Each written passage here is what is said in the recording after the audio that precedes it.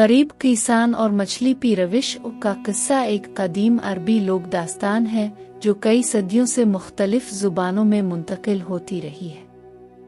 यह किस्सा बुनियादी तौर पर एक गरीब शख्स और एक मछली फरोश की कहानी है जो नसीहत, ईमानदारी और सब्र के मौज़ूआत पर मुश्तमिल है। किस्सा कुछ इस तरह है। कहा जाता है कि बहुत पहले एक गांव में एक गरीब आदमी रहता था जिसका नाम किसान था।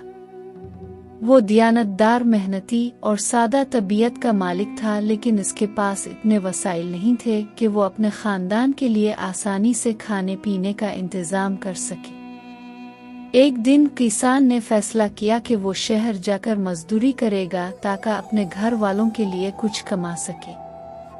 शहर में पहुंचकर किसान की मुलाकात एक मछली फरोश से हुई।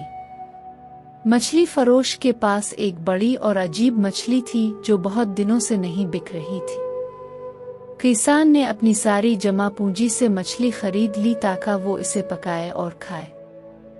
लेकिन जब वो मछली का पेट साफ करने लगा तो इसे अंदर से एक कीमती मोती मिला। किसान बहुत हैरान हुआ और समझ गया कि ये मोती बेहद कीमती है।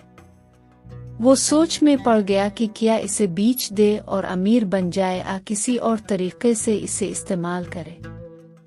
किसान की दियानतदारी गालिब आई और वो मोती वापस मछली फरोश के पास ले गया और कहा कि ये मछली के साथ आया था, इसलिए ये तुम्हारा हक है। मछली फरोश किसान की ईमानदारी से बहुत मुतासिर हुआ और कहा, तुम्हारी नेकी और दियानतदारी के बदले ये मोती तुम्हारा हक है। किसान ने शुक्रिया अदा किया और मोती बेचकर अपनी जिंदगी बेहतर बना ली।